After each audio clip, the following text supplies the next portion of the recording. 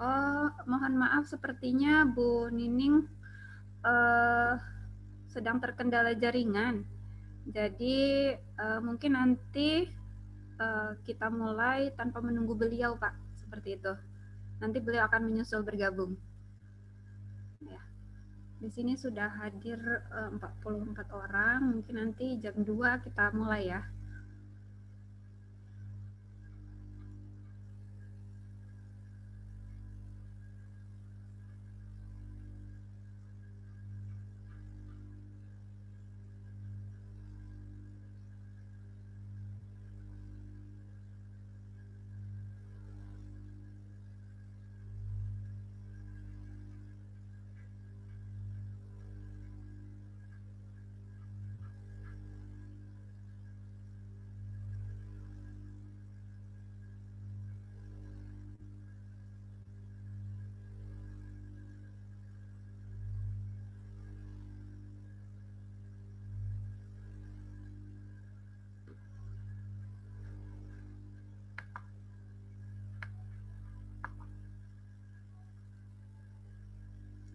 Baik, ini sepertinya sudah pukul 2 supaya kita memulai waktu sesuai waktu yang sudah kita jadwalkan juga. Mungkin kita mulai saja ya Pak ya.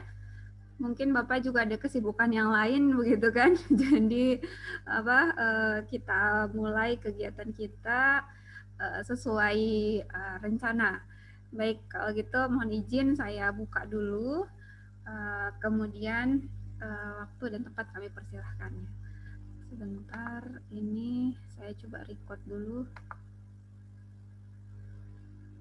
Baik, Assalamualaikum warahmatullahi wabarakatuh. Selamat siang semuanya, adik-adik mahasiswa. Selamat siang. Selamat siang, Bu. Minta tolong kameranya diaktifkan ya, videonya diaktifkan biar kita sama-sama enak diskusinya. Baik, sebelumnya terima kasih banyak kepada Pak Ali Fikri Hasibuan yang telah bersedia berkenan berhadir hari ini untuk memberikan kuliah tamu untuk materi terkait dengan cash flow dan juga break even point. Nah, mungkin kedepannya karena kebanyakan dari mahasiswa yang hadir di sini mengajukan juga PKMK dan seperti yang kami ketahui Pak Ali juga salah satu reviewer di Unimed ya Pak. Jadi mungkin nanti apabila ada pertanyaan-pertanyaan lebih lanjut terkait dengan PKMK mohon nanti bisa dibantu. Nah, baik adik-adik semuanya, sebelumnya saya perkenalkan terlebih dahulu seperti yang sudah saya sampaikan di undangan juga. Hari ini yang berhadir di kelas kita untuk memberikan kuliah tamu adalah Pak Ali Fikri Hasibuan, SMSI. Beliau kebetulan dosen di Fakultas Ekonomi dan juga Kepala UPT Pengembangan Karir dan Kewirausahaan di Unimed. Selain itu juga beliau adalah salah satu reviewer PKM di Unimed juga. Jadi ini kesempatan besar juga untuk adik-adik semuanya nanti untuk memperhatikan, mempelajari apa yang beliau sampaikan, kemudian apabila ada yang ingin ditanyakan, yang kurang dipahami, baik itu terkait dengan materi utama kita hari ini, terkait cash flow dan juga BEP, mungkin ada sedikit-sedikit pertanyaan terkait dengan PKMK, mohon izin Pak Ali, nanti silahkan adik-adik semuanya bertanya ketika sesi diskusi. Baik, supaya lebih efisien waktunya, langsung saja saya serahkan waktu dan tempatnya kepada Pak Ali untuk menyampaikan materinya. Dilanjutkan nanti mungkin sesi tanya jawab ya Pak. Saya share screen sudah bisa Pak? Mohon maaf. Bisa. Bisa ya. Baik, Bapak dipersilahkan kepada Pak Ali. Baik. Oke, Assalamualaikum warahmatullahi wabarakatuh. Selamat siang. Yang saya hormatin ada Bu Risti dan ada Bapak Ibu dosen juga yang berhadir di sini. Yang saya banggakan juga adik-adik mahasiswa ya. Ini sebagian besar mungkin ya dari Fakultas Teknik ya, karena yang mengadakan dari teknik. Terima kasih saya sudah diundang kemari. Dengan senang hati saya sautin undangan ini karena ini berbagi ilmu ya.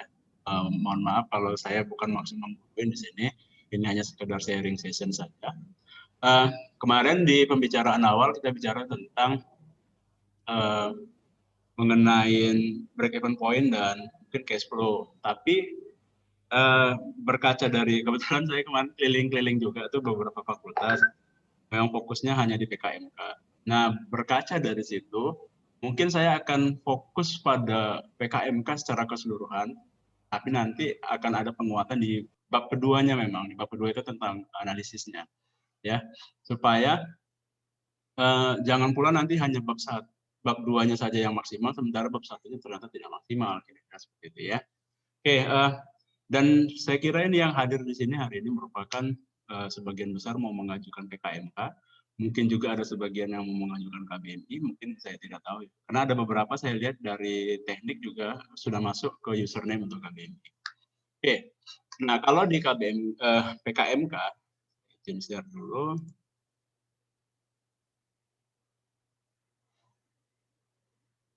Oke, sudah nampak? Sudah jelas ya, nampak ya? Bu Risti tampilannya sudah tampil sini? Sudah Pak. Sudah ya. Oke. Jadi sengaja saya buka panduan tentang PKMK. Ya, kalau di buku panduan itu buku 3 ya. Jadi ya kembalinya ke buku panduan, kita apapun itu kembalinya ke buku panduan. Permasalahan utama kalau mengajukan di PKMK ataupun PKM secara umumnya, itu memang permasalahannya ya tidak sesuai dengan buku panduan. Ya, bahkan ada kemarin itu mahasiswanya mahasiswanya itu angkatan 2019 tapi menggunakan panduannya 2017. Nah, saya juga heran itu dia punya inisiatif dari mana. Dia bisa menggunakan panduan 2017 sementara 18, 19, 20 panduan juga sudah ada. Nah, kita gunakan panduan 2021. Nah, kalau di panduan itu apa yang dia minta ya dibuat seperti itu ya. PKMK dia mintanya ini berupa produk atau barang serta produk atau jasa. Jadi bisa barang atau jasa. Saya ingat sih kalau di teknik ya sebagian besar ini merupakan kegiatan jasa ya, kegiatan jasa. Jadi boleh nggak kalau kita kegiatan jasa ikut PKMK? Bisa, boleh. Bahkan kalau di kompetisi nasional itu jasa itu nggak sebanyak kegiatan barang, ya kan? Itu lebih peluangnya malah lebih besar. Oke, nah hal-hal yang lain ini mungkin sudah sering dipahami, ya kan, tentang bagaimana bagaimana pengusulannya seperti ini. Baiknya ya ada kolaborasi lah ya. Kalau nanti berkaitan dengan jahit-menjahit ya jangan semuanya tata busana. Harus ada juga dari kolaborasi dari fakultas lain. Paling tidak dari fakultas ekonomi karena ada satu chapternya nanti yang berkaitan tentang analisis di kaitannya dengan ekonomi. Oke, jadi hal-hal seperti ini jangan sampai tidak dilakukan. Oke, yang nomor 7, nah ini juga ada sih sebagian besar disuruh mengajukan dana 5-10. Banyak loh yang di Unimed ini ngajukannya hanya 4 juta, 3 juta. Banyak. Dan itu salah sebenarnya. Kalau dimintanya 5-10, maka dibuatlah dalam rentang itu. Saran saya sih sebenarnya dimaksimalkan aja. 9 juta kah, 9,5 juta, atau 10 juta, tidak masalah. Karena nanti kembali lagi akan ada rasionalisasi. Jadi apakah yang Anda ajukan itu sudah rasional atau tidak, gitu ya. Yang penting Anda bisa mempertanggungjawabkan secara konsep dalam proposal bahwasanya dana yang Anda ajukan itu memang sesuai atau sesuai dengan kebutuhan. Oke. Kemudian sistematika pelaporan ya, nanti di yang hal seperti ini juga jangan sampai salah tentang font, kemudian tentang size fontnya, kemudian ada paragrafnya berapa banyak, menggunakan huruf dan segala macam, gitu ya. Itu jangan sampai. Ini perlu dicek kembali. Nah, saya mau fokus pertama tentang ini. Daftar isi, bab 1 pendahuluan. Bab 1, kalau diperhatikan, ya pengusul PKMK. Jadi memang sebagian besar kesalahan utama itu adalah produk atau jasa yang ditawarkan itu merupakan produk atau jasa dalam tanda kutip egoisme pengusul. Bagian besar begitu kejadiannya. Kenapa? Yang paling baik itu adalah sebuah usaha itu muncul karena kebutuhan konsumen, bukan karena egoisme produsen. Bagaimana caranya kita bisa menceritakan itu? Maka kalau misalnya Anda mau mengajukan sebuah produk atau jasa, maka produk atau jasa itu diceritakan berdasarkan hasil riset pasar. Ada nggak peluang pasar? Nah, hasil peluang pasar inilah yang nanti Anda framing sebagai argumen bahwasanya produk atau jasa ini tuh dibutuhkan sebenarnya, gitu ya. Jadi nggak ada argumentasinya. Kalau misalnya syukur-syukur misalnya ada hasil riset orang atau hasil survei orang yang mendukung terhadap produk Anda, tinggal pakai. Tapi kalau tidak ada, maka coba aja bercerita. Kira-kira gini, berdasarkan hasil riset yang kami lakukan mengenai peluang jasa ini, atau jasa ini dibutuhkan oleh konsumen, dari 10 orang yang kami temuin, maka mereka sebenarnya butuh jasa yang spesifik tentang ini. Kespesifikan itulah yang kami sediakan sekarang. Nah, itu yang perlu diceritakan.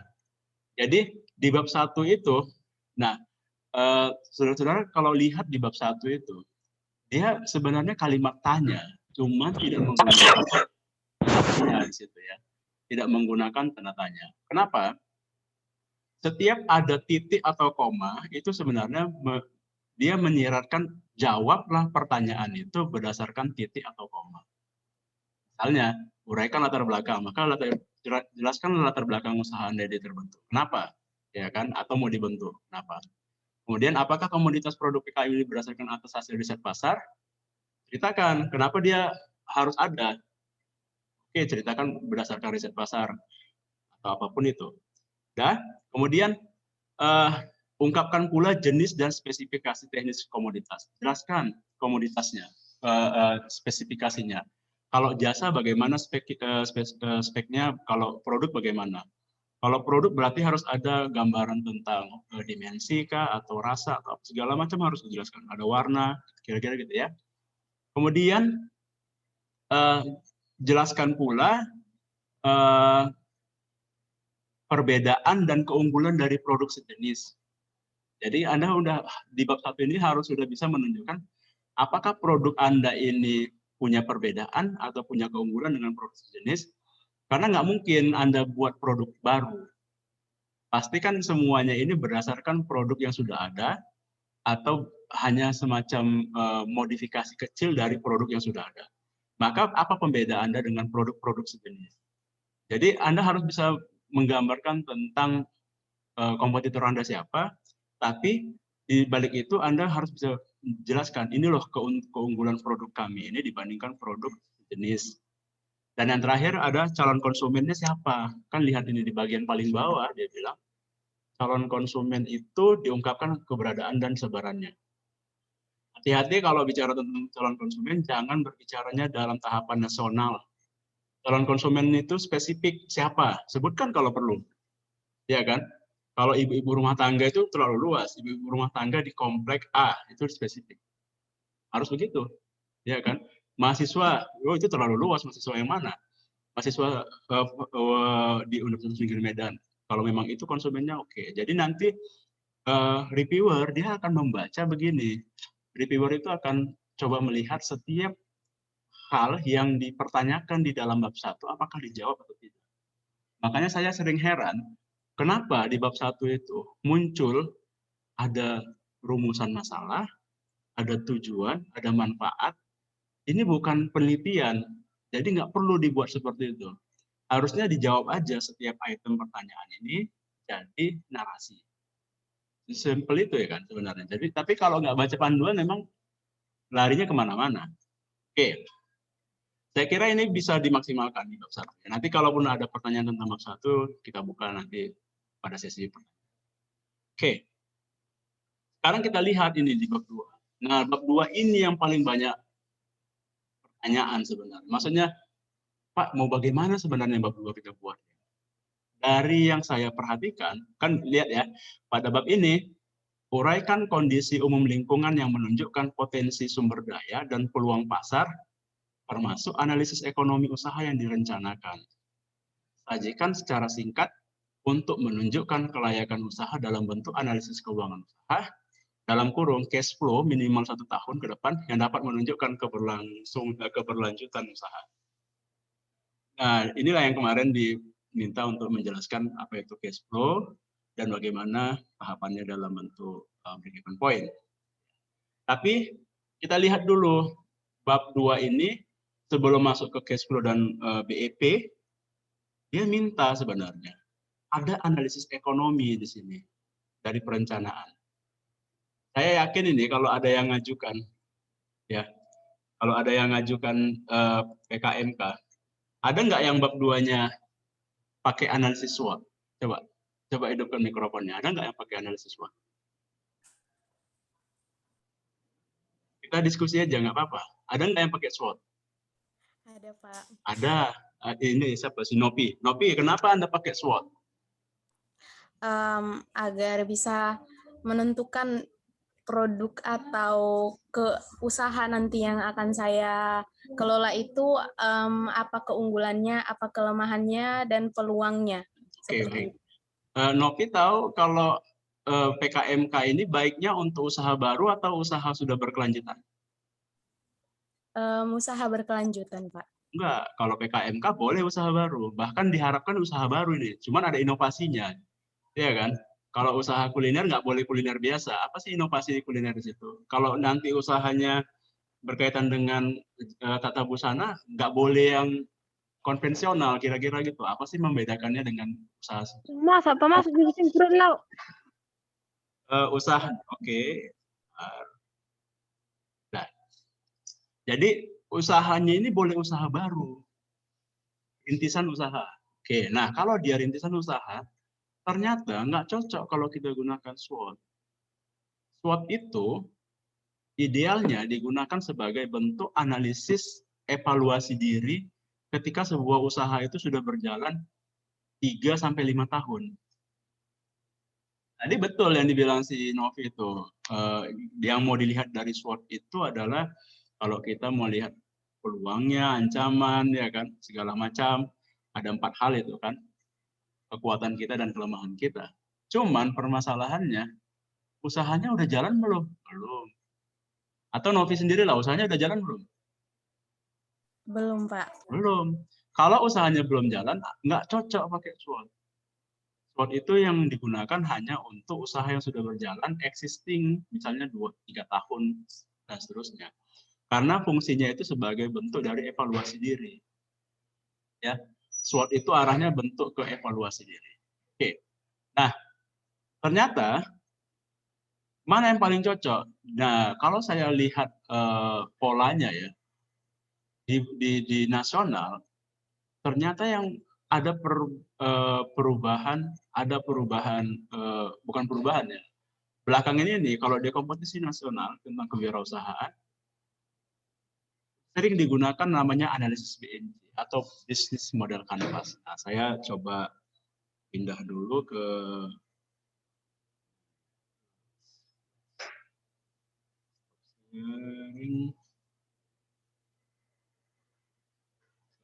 file yang baru.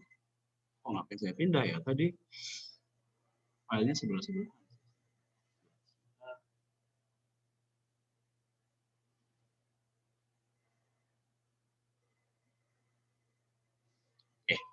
Ini. Saya mulai dari sini. Sudah tampil lagi kan? Sudah ya? Iya, Pak. Sudah. Nah, baik di bab 2 itu, nah sekarang kita lihat nih bab 2-nya tadi. Dia nanya begini. Uraikan kondisi umum lingkungan dan tunjukkan potensi sumber daya dan peluang pasar termasuk analisis ekonomi yang direncanakan. Ternyata kalau di bab 2 ini, pertanyaan-pertanyaan yang ada beberapa ini, dan bahkan kelayakan usahanya, itu bisa diselesaikan dari satu analisis. Namanya disebut dengan Business Model Canvas atau BMC. Ya, Business Model Canvas itu merupakan sebuah bentuk analisis usaha, menjalankan usaha atau memulai sebuah usaha dari 9 item atau 9 aspek yang mau dilihat. Jadi kalau Anda mau menjalankan sebuah usaha, Anda harus bisa menjabarkan tentang 9 hal ini. Kalau 9-9-nya bisa dijabarkan, saya yakin bab 2-nya lebih dari yang dibutuhkan. Ya. Nah, nanti kalau masalah cash flow dan BEP tambahan jadinya. Yang ini saja pun kalau kalian bisa buktikan atau buat di bab 2, udah sangat lebih dari cukup. Jadi di bab 2 itu langsung aja, di paragraf pertama bab 2, Anda buat untuk menjelaskan tentang analisis usaha yang dibutuhkan pada chapter ini, maka kami memulainya atau menggunakan analisis bisnis model canvas. Jelaskan kenapa bisnis model canvas. Misalnya pakai kutipan, bisnis model canvas itu merupakan teknik analisis yang paling sederhana dan paling tepat untuk menjelaskan tentang usaha yang baru. Baru masuk kemari. Maka ke-9 aspek itu yang mau kami nilai itu adalah begini. Pertama, partnership.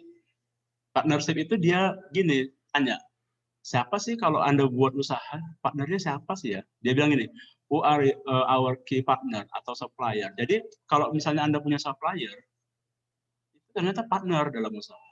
Ya kan? Kemudian bagaimana nanti sumber ininya, supply-nya itu datangnya dari mana? Jelaskan. Jadi partnership itu bisa banyak hal nanti. Setelah yang ini, setelah yang tampilan yang ini, nanti saya akan tampilkan contoh jawabannya atau contoh penerapannya pada sebuah perusahaan. Yang kedua disebut dengan key activities. Key activities itu di dalam sebuah usaha menjelaskan tentang kalau Anda punya usaha yang mau dibuat, aktivitas utamanya apa ya? Maka ceritakan, mau apa saja boleh, disesuaikan dengan apa yang menjadi produk atau jasa dari usaha Anda. Oke, kemudian yang ketiga. Yang ketiga ini disebut dengan value proposition. Saya ke bawah dulu, key resources dulu. Ya, key resources ini, dia bilang, what key resources do our key activities require? Jadi, ini berkaitan juga dengan key activities, jadi sumber dayanya nanti datangnya dari mana? Yang keempat ada namanya value proposition. Value proposition itu kira-kira gini, kalau ada orang yang menggunakan produk atau jasa Anda, dia dapat apa sih? Apakah cuma dapat produk, atau dia dapat jasanya saja, atau lebih dari itu? Kadang-kadang ada loh yang dibeli itu. Kalau Anda, misalnya saya jual sebuah produk, di balik produk itu saya bukan hanya jual produknya, tapi ada yang menjual mungkin sesuatu yang tidak nampak, tapi terasa oleh konsumen. Nah, ya. Kemudian apa customer relationship-nya? Yang kelima. Jadi customer relationship-nya itu keterkaitan Anda dengan customer atau usaha dengan customer itu berkaitan dengan hal apa? Ya. Kemudian yang keenam, channel. Channel itu beda dengan partnership, ya. Channel itu dia bilang kalau nanti berkaitan dengan produksinya, gitu ya. Kalau dia berkaitan dengan produksinya atau barang yang sudah disiapkan, ini mau kepada siapa? Bisa saja nanti ini supplier, bukan supplier, tapi kalau bahasa yang sekarang apa ya namanya itu? Reseller kah? Atau bagaimana gitu ya? Apakah ada reseller dan segala macam? 1, 2, 3, 4, 5, 6, 7. Yang ketujuh ada namanya customer segmented. Ya. Customer segment tadi ada di bab 1 sebenarnya. Kan tadi ditanya, siapa sih konsumen Anda? Nyambung dengan ini. Konsumen Anda itu harus nyambung dengan ini. Ya. Sebutkan siapa orangnya. Kalau bisa lebih dari 1 segmentasinya. Tapi kalau nggak bisa ya 1 aja pun, tapi betul-betul segmentasi yang spesifik. Yang ke-8 ada namanya cost structure. Jadi kalau nanti dia menjalankan usaha, apa saja sih yang muncul cost-nya atau biayanya? Biasanya kan ada variable cost, ada inventory itu persediaan misalnya, kemudian ada capital asset misalnya, atau modal. Variable cost ini nanti nyambung ke BEP ya, break-even point, nanti nyambung ke situ. Dan yang terakhir ada revenue stream. Revenue stream itu, kalau Anda usaha, pendapatan Anda datangnya dari mana? Anda jual produk kah, jual jasa, produk yang mana gitu ya kan. Jadi ini tadi nyambung ke channelnya tadi dan segmentasinya. Berapa besarannya atau segala macam. Itu ya, 9 hal ini perlu Anda jelaskan. Perlu nggak ini dibuat yang ininya? Nggak usah, nanti langsung pada item yang ini. Jadi kalau di bab 2 setelah tadi narasi yang awal tadi disampaikan, ya kan, langsung masuk pada yang ini. Nah sekarang saya coba tampilkan, ya, saya coba tampilkan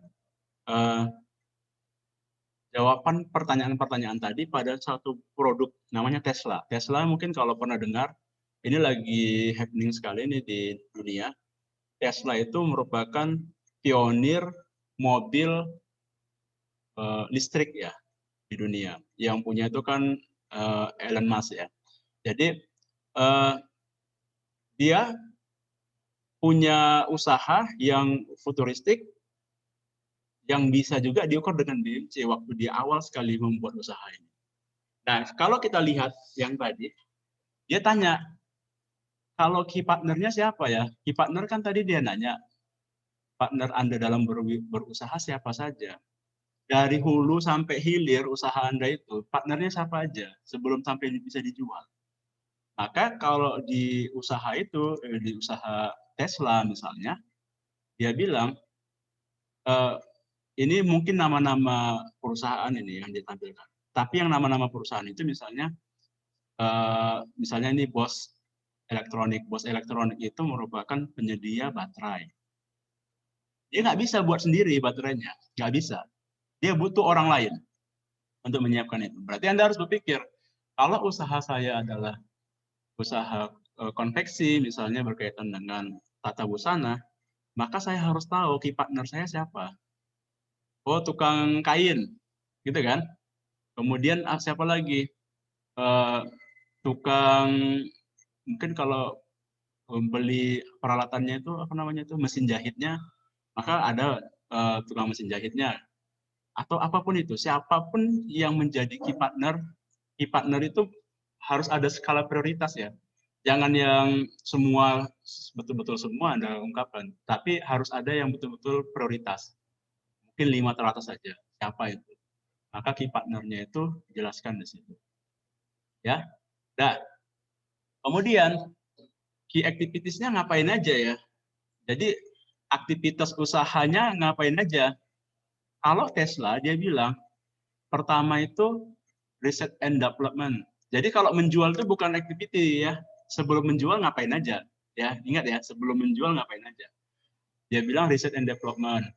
Kemudian ada product testing, ada battery manufacture, kemudian ada component sourcing, ada vehicle assembly, kemudian customer test drive program. Kalau begitu, kalau misalnya dia usahanya usahanya yang tadi tata busana, maka key activities-nya ngapain aja? Misalnya melihat atau riset tentang jenis baju atau jenis busana yang lagi tren saat ini, gitu ya kan? Kemudian apalagi komponen-komponen key activities yang lain, mungkin ya pihak di tempat usahanya lebih tahu. Misalnya ada nggak yang berkaitan dengan customer? Boleh aja customer test drive. Kalau di sini kan dia bilang nih customer test drive program. Bisa aja key activities-nya itu salah satunya adalah contohnya misal pameran. Itu kan masuk kategori key activities untuk memperkenalkan dengan banyak orang gitu kan. Apapun itu yang bisa jadi masuk kategori key activities, jelaskan. Oke. Kemudian key resources-nya ya. Key resources-nya ini misalnya dia bilang, kalau tadi dia sebut di awal, ya, apa kunci dari key activities? Jadi dia yang mendukung key activities. Ya. Jadi tempatnya. Kalau tadi ini kegiatannya, ya, ulangi ya. Kalau yang key activities itu kegiatannya, maka yang key resources itu fisiknya. Berarti kalau research and development itu dan product testing itu di mana dia dibuat? Misalnya kalau kalian kan buatnya di mana? Di workshop kah? Atau di laboratorium kah? Atau bagaimana? Buatkan key resources itu di mana? Gitu ya. Bahkan kalau misalnya ada yang lain juga boleh sebutkan. Next, value proposition. Nah ini value proposition ini salah satu yang sering menjadi kekuatan dari sebuah produk. Jadi disebut dia sebagai value proposition. Kalau misalnya Tesla itu apa sih produknya? Produknya itu adalah mobil. Dia bilang ini mobilnya Tesla Model S. Tapi kalau orang beli Tesla Model S, apa sih yang dia dapatkan? Apakah dia hanya dapatkan mobil Tesla-nya saja? Enggak, dia dapat lebih dari itu. Dia bisa dapat performa, dia bisa dapat energi efisiensi tenaga ya kan, karena lebih murah daripada kalau pakai minyak bumi, lower cost, ya kan, ya karena tadi lebih murah. Jadi kalau nanti Anda berpikir kalau usaha saya begini, maka yang bisa saya tawarkan dari usaha atau produk saya ini bukan hanya sekedar produknya saja, gitu ya. Apa sih keuntungannya orang menjahit di tempat Anda? Oh ternyata di sini itu waktu menjahit kami mendengarkan keluh kesah atau kebutuhan konsumen itu lebih dari sebelumnya. Anda pernah dengar nggak tagline-nya Prudential? Always listening, always understanding, kan gitu kan? Selalu mendengar, ya kan? Selalu memahami. Begitu juga. Jadi kalau orang menjahit di tempat saya, maka setiap orang itu akan kami berikan masukan atau gambaran atau semacam advice ya, dalam tanda kutip advice. Baiknya kalau kadang-kadang kan gini, orang maunya begini tapi secara teori mungkin nggak cocok. Mungkin kan kalian belajar tentang teori padu padan busana dan segala macam. Maka kami memberikan jasa advice tentang busana secara cuma-cuma. Itu bisa loh masuk kategori value proposition. Jadi bukan hanya produknya yang ditawarkan, tapi di balik produk itu apa yang bisa kalian berikan atau konsumen bisa dapatkan, itu dijelaskan dalam value. Customer relationship-nya siapa? Misalnya di sini personal assistant atau automated service, ya kan? Customer relationship itu misalnya kalau di sini karena dia bilang personal assistant dan automated service itu bisa, ini mungkin agak terlalu segmented ya. Kalau di sini dia bilang relationship. Oh ya. Ya. Dan jenis relationship itu kan hubungan yang bagaimana Anda bentuk terhadap customer Anda itu. Ya kan? Kalau di sini dia biarpun sudah terjual ya, Tesla itu biarpun sudah terjual, tapi dia bisa tetap berhubungan dengan customer itu dengan personal assistant, dengan automated service. Jadi kalian nanti bisa bilang juga customer relationship kami itu kapanpun dia mau datang kembali melakukan revisi terhadap bajunya, kami bisa melakukan. Ya kan? Zaman dulu ada loh itu, kalau di penjahit konvensional. Saya ingat itu, tagline-nya, kalau puas beritahu teman, kalau kurang puas beritahu kami. Benar kan?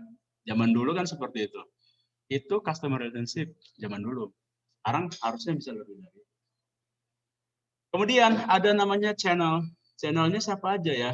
Oh, channelnya misalnya retail store atau online sales. Kalau ya mungkin apa namanya kalau di sini showroom, ya kan? Kalau dia showroom channelnya. Jadi kalau dia mau memajangkan bajunya di mana di showroom. Kalau kalian memperkenalkan produk atau jasa kalian itu di mana? Jelaskan channelnya siapa. Apakah misalnya Shopee, ya kan? Lazada, atau apapun itu yang bisa berkaitan dengan channel, boleh silakan. Kemudian customer segmented-nya. Customer segmented itu siapa customer kalian yang berkaitan dengan segmentasi pasarnya. Misalnya ini, misalnya ya, customer segmented-nya itu, di sini dia bilang luxury sedan dalam kurung model S atau luxury SUV, maka setiap orang yang mau pengennya punya sedan atau pengennya punya apa, itu jadi customer segmented. Kalian juga begitu. Siapa segmented customer kalian? Jelaskan boleh di sini. Next ada cost structure. Cost structure, jabarkan aja sebanyak-banyaknya apa yang menjadi biaya dalam usaha itu. Ada biaya tetap, ada biaya variabel, ada misalnya modal, ya kan? Atau apapun itu boleh disebutkan. Dan kemudian yang terakhir itu ada namanya revenue stream. Dalam revenue stream sebutkan aja sebanyak-banyaknya apa yang bisa menjadi sumber dari pendapatan. Misalnya sumber dari pendapatan itu ketika Anda membuat sebuah jasa, jasanya dijual itu jadi pendapatan, atau misalnya hanya sekedar memberikan saran, jangan-jangan Anda bukan cuma menjahit misalnya, tapi saran dalam berbusana juga ada jasanya, boleh juga. Apapun itu yang bisa jadi revenue stream boleh diakui. Jadi yang bab 2 tadi ya, bab 2, alangkah baiknya kalau bisa dijabarkan dalam bentuk BMC atau bisnis model kanvas. Nanti boleh disusun ulang ya. Kalau misalnya bab 2-nya sudah mulai diisi, saran saya sih kalau misalnya nggak terlalu banyak perubahannya, pindah aja ke BMC karena lebih tepat sasaran dia. Oke. Nah, ternyata di bagian akhir bab 2 dia nanya begini. Ya. Dia tanya, ada juga tentang analisis keuangan. Nah, analisis keuangan itu kita buat 2 saja. Pertama ada BEP, break even point. Yang kedua ada namanya cash flow. Kenapa perlu 2 ini? Karena kedua-duanya merupakan analisis untuk memulai usaha. Ingat ya, kata kuncinya mau memulai usaha. Berarti sama-sama usahanya belum berjalan. Kalau dia masih mau memulai usaha, berarti kedua-duanya ini proyeksi. Proyeksi itu gambaran, ya kan? Gambarannya mau seperti ini. Nah, kalau dia gambaran, maka dibuat sebaik mungkin. Namanya gambaran. Jangan pula gambarannya jelek gitu. Maka digambarkan kondisinya sebaik mungkin. Yang pertama ada namanya BEP atau break even point. Ya, break even point. Break even point itu titik di mana ini ya kata kuncinya ya. Titik di mana sebuah usaha itu mengalami titik impas. Misal kalian dikasih nanti dana 10 juta. Dari 10 juta itu kalian punya jasa, misalnya setiap jasa harganya 150.000. Pertanyaannya, kalau nanti kalian punya jasa 150.000, kapan kalian akan mendapatkan titik impas dari kalkulasi dana yang tadi sudah diberikan dengan kondisi usaha yang sedang berjalan? Dia, kalau tadi siang Pak Rahmat nanya gini, kalau misalnya BEP-nya 8 bulan, itu baik atau enggak ya? Saya nggak bisa jawab sebenarnya baik atau tidak, karena itu berkaitan dengan menerjemahkan dia dalam bentuk bulan itu bukan tujuan utama BEP. BEP itu tujuan utamanya melihat titik, bukan bulannya, bukan waktunya, tapi seberapa lama atau berapa kali dia menjual produknya. Di titik mana dia nanti menjadi titik untungnya. Misalnya gini ya, saya kasih contoh soal ya. Kalau mungkin dalam soal akan lebih bisa memahami. Misalnya gini, jika kita punya biaya operasional 8 juta, ada namanya nanti biaya operasional ya, flat variable atau biaya tetap gitu ya. Dan dari biaya itu kita ingin mendapatkan keuntungan sebesar 3 juta. Ya. Jadi di luar yang 8 juta itu kita pengennya nanti kira-kira, atau gini, saya terjemahkan ulang. Kalau saya punya modal awal 8 juta, kemudian semua 8 juta ini saya jadikan modal untuk usaha, kemudian saya pengennya dia untung 3 juta. Pertanyaannya, kalau itu yang terjadi, kapan saya bisa punya titik impas, atau kapan saya punya, pada titik mana saya bisa beruntung 3 juta. Itu yang disebut dengan BEP. Karena BEP itu nanti ada beberapa tingkatannya. Pertama itu kita tanya dulu, di mana titik impasnya. Yang kedua baru ditanya, kalau nanti udah lewat titik impas, tadi kita targetnya berapa? 3 juta. Kapan 3 juta itu? 3 juta itu kapan? Bukan dalam bentuk bulan atau hari, tapi pada produksi keberapa atau pada penjualan keberapa. Itu konsepnya. Ya. Jadi ini kalau ditanya apakah ini juga masih dalam kategori analisis di awal? Iya. Kan fungsi BEP ini kalau nanti Anda diberikan uang 10 juta oleh pemerintah, maka reviewer butuh tahu, butuh keyakinan, kalau nanti kami kasih uang 10 juta, bisa nggak sih dia balik modal atau titik impas? Bisa. Ini buktinya, analisisnya kami lakukan seperti itu. Oke, sekarang lihat ya. Ada keterangannya misalnya. Dari 8 juta tadi biayanya, dia pengen dapat untung 3 juta. Keterangannya, dia punya biaya tetap 8 juta, seperti yang tadi, tapi dalam produksinya ada biaya variabel per unit. Mungkin pernah di FT, Bu, masih ada nggak ya mata kuliah tentang akuntansi? Dulu pernah lah, saya ingat saya pernah ngajar di sana 1 semester. Saya kurang tahu Pak, tapi kalau di Gizi sendiri tidak ada akuntansi. Nggak ada ya? Iya. Dulu itu tahun 2010 sampai 2002 harus mungkin paling lama. Ada mata kuliah seperti ini, makanya dan yang ngajar itu dari akuntansi semua. Ya, oke. Gini, ada namanya biaya tetap. Biaya tetap itu gini loh.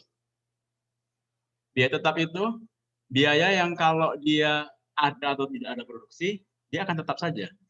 Contohnya, kalau nyewa gedung, kan dipakai atau nggak dipakai kan udah disewa. Itu namanya biaya tetap. Gaji karyawan kerja atau nggak kerja, disewa. Konsepnya sebenarnya kalau usaha dia bukan dalam bentuk ini ya. Usaha yang baik itu bukan dalam bentuk per project digaji. Enggak. Dia gaji bulanan. Makanya nanti tetap aja digaji bulanan. Gawainya berapa? 1, udah digaji. 2 juta misalnya gajinya. Mau berapa banyak kerjanya atau nggak kerja sama sekali, tetap gajinya seperti itu. Ya. Biaya tetap yang lain misalnya apa? Beli mesin jahit. Udah dibeli mesin jahitnya 2 juta. Dipakai atau tidak dipakai kan tetap nilainya tetap dipakai sebagai biaya tetap. Gitu ya. Jadi nanti ada namanya biaya tetap. Tapi ada biaya variabel per unit. Biaya variabel per unit itu maksudnya adalah setiap membuat satu unit di luar biaya tetapnya yang 8 juta tadi, karena kan 8 juta ini kan dibagi-bagi berapa jumlah unit kan. Kalau dia biaya variabel per unit itu yang merupakan biaya spesifik untuk satu unitnya. Misalnya, kalau tadi biaya tetapnya adalah biaya gaji, kemudian biaya peralatan, mesin jahitnya gitu kan, jadikan satu nilainya totalnya 8 juta, biaya variabelnya 50.000. Datangnya dari mana? Oh, ternyata untuk membuat satu unit, saya butuh kain.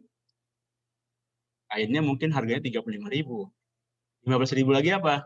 Kancing, benang, itu kan variabel dia. Berdasarkan kebutuhan saja. Ya, berdasarkan kebutuhan. Totalnya 50.000. Oke, 50.000. Harga jual per unitnya berapa? 150.000. Berapa margin keuntungannya? 3 juta. Nah, dari sini kita mau hitung. Jadi ya, komponennya tadi yang mau dicari dulu, sebelum dikerjakan, kita harus tahu dulu biaya tetapnya berapa. Nanti taksir-taksir aja, jangan pula Anda jadi stres gara-gara ini. Taksir aja, gambarkan ini kan namanya analisis. Buat aja gambarannya sebaik mungkin. Ya, berapa biaya variabelnya pasti kalian yang paling tahu, ya kan? Ini kan berkaitan dengan jasanya apa atau produknya apa, setiap produk berapa biaya variabelnya, berapa harga jualnya, dan berapa keuntungan yang diharapkan dari setiap project. Oke, sekarang kita lihat. Tanya.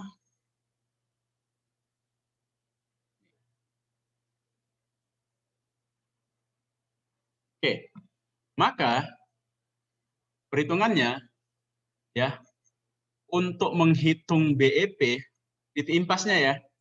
Kalau menghitung BEP-nya dia buat begini.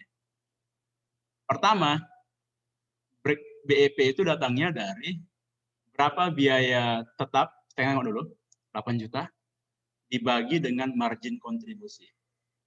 Itu apa itu margin kontribusi? Margin kontribusi itu adalah harga jual per unit dikurangin dengan biaya variabel. Kita lihat ya, harga jualnya 150, biaya per unitnya 50. Nah, berarti margin kontribusinya 150 kurang 50. 100.000.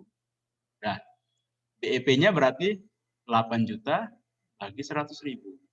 Dapat 80 unit. Artinya, pemilik harus menjual 80 unit agar tidak mengalami kerugian, tetapi jika hanya menjual 80 unit, pemilik juga nggak dapat untung, karena itu titik impasnya. Dengan catatan tidak ada penambahan biaya lainnya ya. Maksudnya biaya lainnya itu cuma ini aja. Nggak ada nambah biaya yang lain. Dia habis uang 8 juta plus setiap unit 50.000. Ulangin ya. Dia tidak ada penambahan uang lainnya kecuali 8 juta plus setiap produksi 50.000. Maka untuk mendapatkan titik impasnya dia butuh menjual 80 unit. Baru muncul pertanyaan, 80 unit ini kapan? Kapan bisa dicapai? Nah, ini baru lanjutannya dia bilang. Baru misalnya kita bilang perusahaan kami hanya bisa mengerjakan maksimal 20 unit per bulan. Paham ya? 20 unit per bulan. Berarti berapa bulan? 4 ya? Iya, 4 bulan. 4 bulan titik BEP-nya. Dengan catatan setiap bulan kami bisa menjalankan 20 unit. Itu baru BEP loh. Ya, baru BEP. Semakin bisa kita memaksimalkan produksinya atau penjualannya, ini makna produksi itu sekalian menjual ya, bukan hanya membuat saja, tapi menjual. Semakin cepat kita bisa menjualnya, semakin cepat titik BEP-nya sampai atau selesai. Oke, next. Poin penting selanjutnya adalah menghitung dalam bentuk rupiah. Ya kan? Dalam bentuk rupiah. Tadi berapa unit ya? 80. Atau mata uang lainnya. Kendalanya semua biaya baik itu biaya tetap atau biaya variabel harus dengan jenis mata uang. Karena dalam akuntansi semuanya harus dihitung dengan nilai mata uang. Kalau gitu, titik yang tadi disebut 80 unit itu kalau dijumlahkan dalam rupiah berapa? Ya udah gampang. Harga jual per unitnya kali BEP. BEP-nya 80 unit kan? Kali 150.000 harga jualnya, berarti 12 juta. Kalau penjualan kita 12 juta, oh berarti BEP. Gitu loh maksudnya. Atau kalau tadi kita butuh unit, kalau terjual 80 unit, BEP. Tapi kalau dalam akuntansi sebenarnya yang dihitung itu yang ini, rupiahnya, nilai mata uangnya. Ketika kita bisa menjual sebesar 12 juta rupiah, maka disitulah titik BEP-nya kita selesai. BEP loh, bukan ini ya, bukan untung. Kemudian muncul lagi pertanyaan lain. Ya, pertanyaan lain. Selanjutnya, Yang merupakan poin penting dalam perhitungan BEP adalah bagaimana menerapkan BEP itu menghasilkan keuntungan. Memang kita mau BEP aja. Kan tadi ada yang di awal nih. Yang di awal. Nih. Kita mau dapat untung 3 juta. Kan muncul pertanyaan lagi nih. Kalau tadi BEP-nya aja di titik ke 80, kalau kita bisa beruntung 3 juta di titik ke berapa ya? Pasti lebih dari 80 kan? Kalau gitu kita hitung ulang. Berarti pada titik ke N itu titik ke berapa? Maka formulanya 3 juta dibagi margin kontribusi. Tadi kita udah hitung margin kontribusi. Kalau yang lupa margin kontribusi, datangnya dari sini. Biaya harga jual dikurangi dengan biaya variabel per unit. Itu ya, margin kontribusi. Next, kemari. Jadi, N yang dibutuhkan untuk dapat titik yang menguntungkan 3 juta. Kita kan tentukan berapa ya kalau misalnya titiknya 3 juta. Oke, berarti kalau gitu 3 juta bagi margin kontribusi ditambah dengan BEP per unit. Berapa nih? 3 juta bagi 100.000 tambah 80, karena kan BEP-nya 80 unit. Dapat 30, karena 3 juta bagi 130, 30 tambah 80, 110. Titik dia sampai ke keuntungan 3 juta itu 110. 110 itu kalau diterjemahkan dalam nilai uang, ya tinggal buat aja 110 kali 150.000 dapat nilainya. Tapi ada tapinya. Saran saya nanti kalau untuk yang PKM di bab 2, ini nggak usah yang ini yang saya tampilkan. Cukup sampai sini aja. Karena kan dia mau tahu aja BEP-nya kayak mana. 80 unit, ya udah ini aja dulu. Ya kan? Karena kan ternyata perhitungan BEP itu satu paketnya, bukan hanya BEP impasnya, tapi ketika kita mau mentargetkan keuntungan berapa pun bisa dihitung berapa unitnya. Tapi paling tidak ini. Tapi terjemahkanlah ini, terjemahkan dengan nilai uang. Kenapa dengan nilai uang? Karena supaya tahu kalau dia dijual 80 unit itu berarti sama dengan pendapatan 12 juta. Nanti kembalikan lagi ke usaha Anda. Harga per unitnya berapa? Berapa BEP berapa pada titik ke berapa unit dia BEP. Oke. Kita buka sesi tanya jawab dulu atau saya lanjut dulu ke cash flow ya? Nah, ini udah cash flow memang sih. Lanjut dulu ya, mungkin setelah ini baru cash flow ya, Bu. Iya, silakan. Baik. Oke. Terakhir tentang cash flow. Nah, ini cash flow. Cash flow ini banyak nih, tapi isinya sebenarnya sama aja. Kan ada keterangan dia bilang. Keterangannya dia bilang gini. Buatlah cash flow minimal untuk 1 tahun ke depan yang dapat menunjukkan keberlangsungan usaha. 1 tahun loh. Nanti caranya gini aja. Cash flow itu template-nya seperti ini. Ini namanya bentuk laporan cash flow dalam pendekatan direct atau langsung. Yang paling gampang nih. Jadi kalau yang belajar akuntansi, saya kira ini yang paling gampang dipahami. Nah, kata kuncinya yang pertama adalah cash flow itu dibagi 3 isinya. Yang pertama itu kegiatan operasional. Yang kedua, kegiatan investasi. Yang ketiga, kegiatan pendanaan. Itu dulu. Jadi, kegiatan cash flow usaha itu isinya cuma ada 3. Operasional, investasi, pendanaan. Isinya cuma ada 2, kas masuk, kas keluar. Itu aja. Kas masuk untuk operasional, kas keluar untuk operasional. Kas masuk untuk investasi, kas keluar untuk investasi. Yang terakhir itu adalah kas masuk untuk pendanaan dan kas keluar untuk pendanaan. Bagaimana kita membuatnya? Membuatnya begini. Kalau misalnya kita usahanya baru berjalan 1 bulan, kita anggaplah Anda lolos pendanaan ya. Lolos pendanaan. Misalnya, berapa dana yang mau diajukan? 8 juta. Gitu ya, 8 juta. Maka, kalau dia sudah didanai 8 juta, logika pertamanya Anda pasti punya kas masuk untuk modal. Ini. Aliran kas dari kegiatan pendanaan. Kas masuk. Kas yang diterima dari modal. Ini saya buat nih 10 juta. Sorry. 10 juta ya, bukan 8 juta ya. 10 juta. Saya buat 10 juta. Oke. Langkah pertama setelah dia dapat dana 10 juta ngapain ya? Beli alat dulu lah. Beli alat itu masuk dalam kategori kas keluar untuk pembelian peralatan. Karena ada investasi alat kan. Jadi saya buat kas keluarnya di sini. Ya, 10 juta misalnya kas keluar. Berarti dia perhitungan sederhana saja sih sebenarnya. Ini perhitungan sederhana tambah kurang. Nggak ada yang lain-lain. Tambah kurang saja. Ya. Berarti uang kas masuk saya 10 juta, tapi berkurang minus 2. Berarti lihat yang di bawah, yang di stabilo kuning ini. Kenaikan kas saya 8 juta. Kenapa kenaikan kas saya 8 juta? Karena selisihnya atau nilai akhir dari kejadian yang di atasnya ini sebesar 8 juta. Bertambah 10, berkurang 2. Ya, bertambah 10, berkurang 2. Oke. Jadi 8 juta. Saldo awal bulan saya 0, karena usahanya baru berdiri. Saldo akhir bulan saya karena 8 juta kurang 0 ya jadi 8 juta.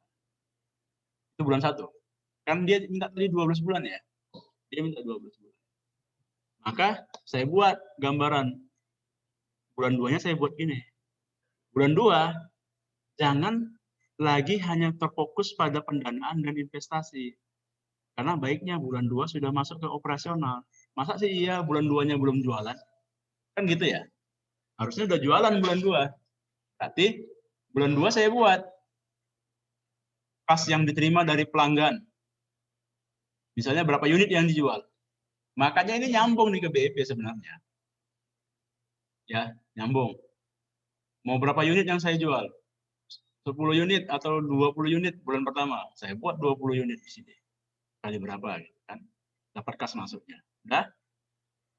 Tapi ada pengurangan kas di bulan kedua akibat kejadian penjualan, kan harus ada yang dikorbankan tuh. Misalnya membeli persediaan, membeli perlengkapan, bayar gaji, bayar sewa yang tadi ya. Ada kan tadi ada beban ada biaya tetap, ada biaya variabel yang tadi. Jabarkan aja itu. Nah, selisihnya kalau saya dapat uang 2 juta, tapi saya beli perlengkapan 350.000, bayar gaji 200.000, bayar sewa 200.000, maka aliran kas bersih dari kegiatan operasional itu tinggal 1.250.000. Nah, investasi ada nggak? Bulan kedua saya beli lagi. Kalau ada boleh silakan. Kalau nggak ada ya nggak apa-apa. Iya kan? Misalnya saya beli lagi peralatan kah yang lain apa-apa. Kalau nggak ada nggak apa-apa. Dah. Di bulan kedua juga nggak ada saya buat misalnya tentang penanaman modal kembali. Tidak ada setoran modal lagi kah atau yang lain-lain. Ada. Dah. Cuman bulan 2 cuman ini aja saya buat. Nah, sisanya berapa tadi? 125. Kenaikan kas atau penurunan kas? Sebenarnya ini penurunan kas ini. Ya, penaikan kas ya. Penaikan kas. 1.250.000. Saldo awalnya tadi kan bulan satunya kan 8 juta. Saya jadikan saldo awal. Saldo kas awal bulan 8 juta. Saldo awal akhir bulannya 925. Dari 8 juta jadi 925. Ingat ya, kalau kita bicarakan tentang cash flow, yang pertama, kasnya harus naik. Yang kedua, yang paling baik itu adalah pergerakan kas itu pada posisi yang ini. Nih.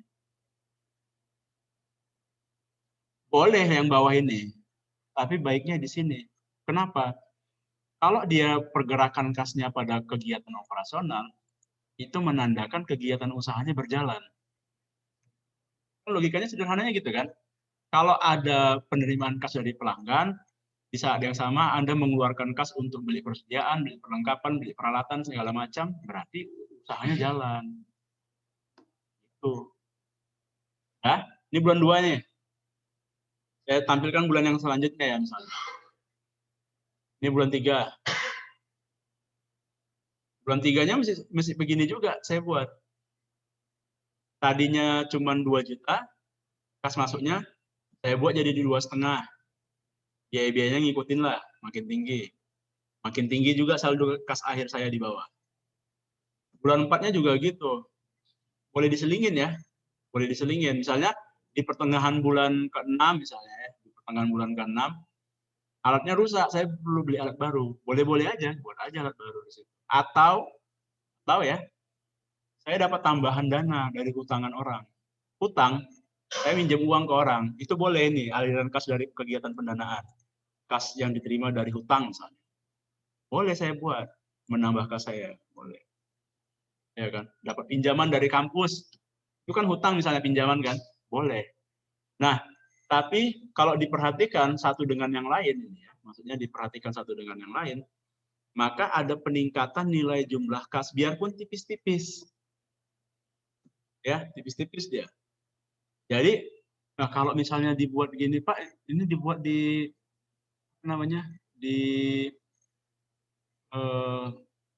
PKM-nya apa nggak ngabisin tempat nih? Iya, ngabisin tempat.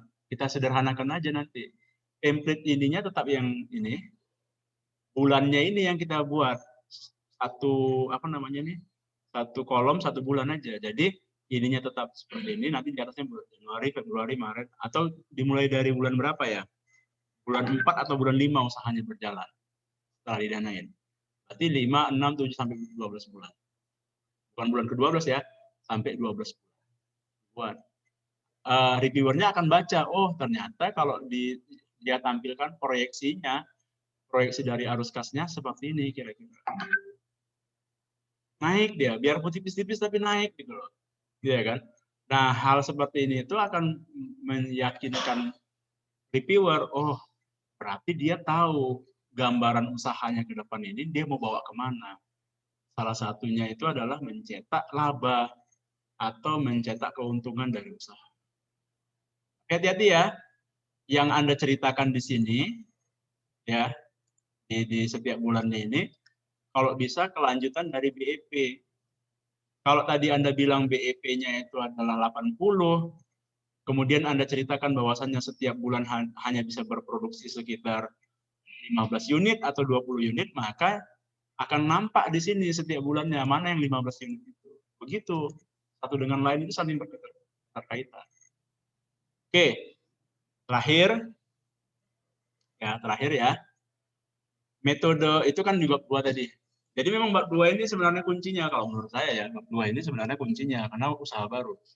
Yang ketiga, nah ini nyambung-nyambung lagi. Bab 3 ini bilang dalam metode pelaksanaan Anda itu diminta untuk menyajikan uraian tentang teknik atau cara membuat produk komoditas usaha, mengemas dan seterusnya dalam mencapai tujuan program. Pada tahap pekerjaan uraikan aktivitas yang dilakukan dan alat bahan yang digunakan.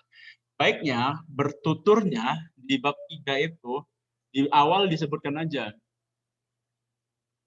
usaha kami ini alur usahanya adalah sebagai berikut. Pertama, praproduksi, buat garis tanda panah gitu, macam alur ya, praproduksi, produksi, kemudian tanda panah lagi, pemasaran, tanda panah lagi, evaluasi usaha. Baru jabarkan satu persatu. Apa yang Anda lakukan di praproduksi? Yang kami lakukan di praproduksi adalah kayak mana mempraproduksi? Berarti kan ada semacam riset kecil-kecilan tentang kebutuhan konsumen, membuat BMC, itu kan bagian dari praproduksi kan. Jadi nyambung sama yang bab-bab sebelumnya. Apalagi di praproduksi. Misalnya mencari katalog atau apa yang berkaitan dengan usaha terbaru atau mode-mode terbaru, apapun itu tentang praproduksi. Masuk tahap kedua, produksi. Produksi kan berarti berkaitan tentang ada bahan, ada alat, ada cara kerja. Ceritakan. Bahannya apa saja, alatnya apa saja, cara kerjanya bagaimana. Ingat, kalau bicara tentang bahan dan alat, berarti nyambung ke bagian bab 4. Kan sinkron dia. Karena di bab 4 itu kan ada biaya dan jadwal kegiatan. Di dalam biaya, ada tabel tentang ini. Saya loncat dulu ke bawah ya. Tentang ini kan, tabel bab 4. Di tabel bab 4 ini adalah turunannya kan? Turunannya mana? Ini turunannya. Di lampiran. Saya loncat dulu ke lampiran. Karena sebenarnya dia mau meng-cross check yang diceritakan di awal ada nyambung nggak ke bawah. Sebenarnya gitu. Lihat nih di bawah. Tabel. Lampiran 1, 2, ini. Kan lihat. Ini nggak boleh ngarang ya, maksudnya jangan buat tabel sendiri. Kalau di sini dibilangnya volume, ya volume buat di sini. Jangan buat tabel sendiri intinya. Dah? Oke, sekarang kita buat aja langsung. Berarti tadi yang dijabarkannya di bab 3 pada saat, kan tadi saya bilang, bab 3 kami itu isinya tentang praproduksi, produksi, pemasaran, dan evaluasi usaha. Di tahapan produksi isinya tentang alat dan bahan, kemudian cara kerja. Alat dan bahannya nyambung kemari. Penguatan ini sebenarnya. Ya kan? Penguatan. Untuk memproduksi produk yang kami buat atau jasa yang kami buat, kami membutuhkan alat-alat sebagai berikut. Jelaskan alat-alatnya, jelaskan bahan-bahannya. Nanti di sini diulang lagi. Kalau di sini kan diulang karena berkaitan dengan kebutuhan berapa volume yang mau dipakai dan berapa harganya. Gitu ya. Tapi di bab 3-nya dia sebutkan berapa berkaitan dengan pengakuannya berapa banyak. Bukan berapa banyak, tapi apa saja yang dibutuhkan untuk bisa membuat itu. Oke. Terakhir, saya kira ini paling akhir ya.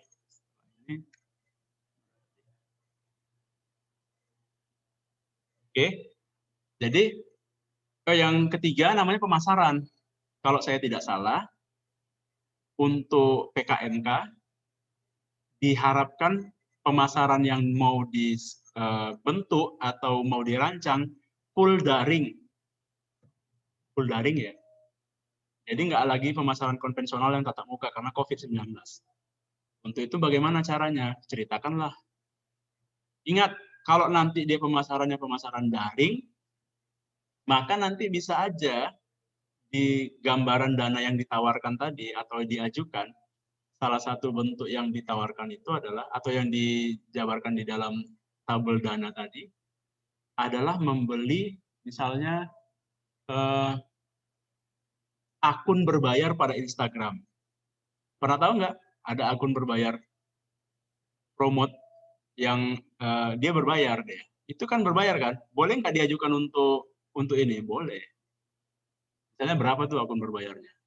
Sekian, ratusan ribu misalnya. Udah beli untuk itu. Boleh nggak diajukan? Ya boleh. Yang nggak boleh itu kan ada keterangannya di sini. Yang tidak dibolehkan itu ada 6 item ini. Ini nggak boleh. Ya, honorarium, segala macam itu nggak boleh. Tapi yang lain-lain boleh. Boleh nggak kita ajukan? Boleh. Silahkan diajukan. Oke ya.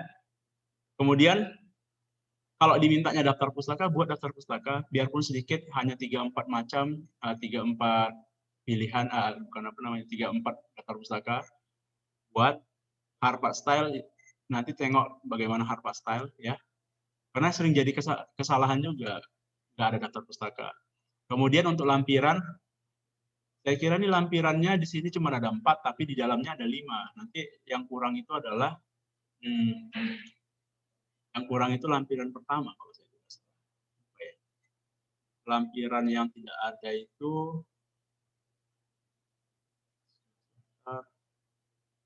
ini. Oh ini, lampiran format kegiatan. Ini nanti dibuat. Nah, ini lampiran untuk apa ya?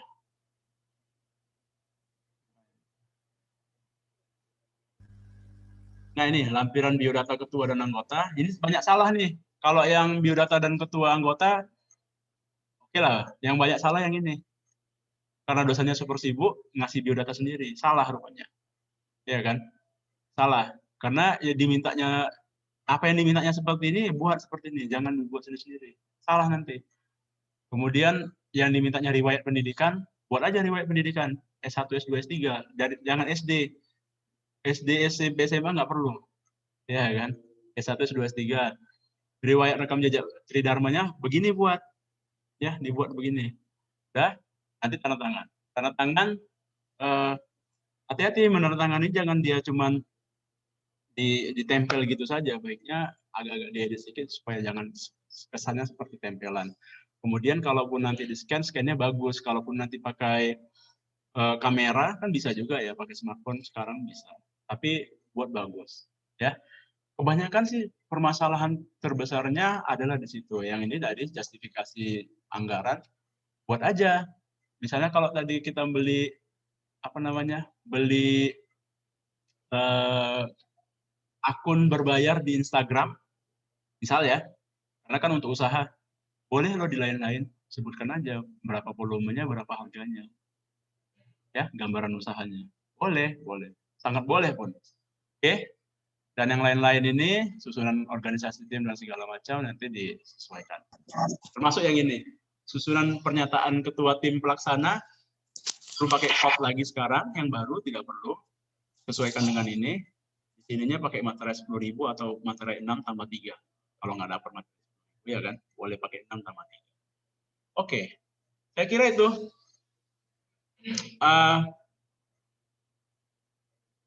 Paparan dari saya. Kalau ada yang mau didiskusikan, saya buka peluang untuk itu. Saya kembalikan dulu ke Ibu Moderator. Silakan. Baik, terima kasih banyak Pak Ali. Wah, banyak sekali pencerahan yang termasuk saya juga ya Pak di sini. Maksudnya tadi yang saya sangat itu sekali mengenai yang analisis SWOT itu. Ternyata yang lebih tepat itu yang BMC begitu ya Pak ya. Jadi ya, benar. Ini bisa menjadi bahan revisi juga ya untuk teman-teman yang menyusun PKMK nanti. Mumpung masih ada waktu ya. Mumpung masih ada waktu, betul. Ya diusahakan nanti tidak mepet-mepet ya, karena ini sudah mulai slow juga nih di Belmawa begitu kan. Jadi kita ya meluangkan waktu lebih lah untuk memperbaiki ya supaya tidak sia-sia, bisa lolos gitu. Nah di sini mumpung ada pakarnya nih, ayo teman-teman semuanya di sini, adik-adik mahasiswa, silahkan bertanya sepuasnya apa yang atau yang kurang dipahami pada saat penyusunan begitu. Silahkan.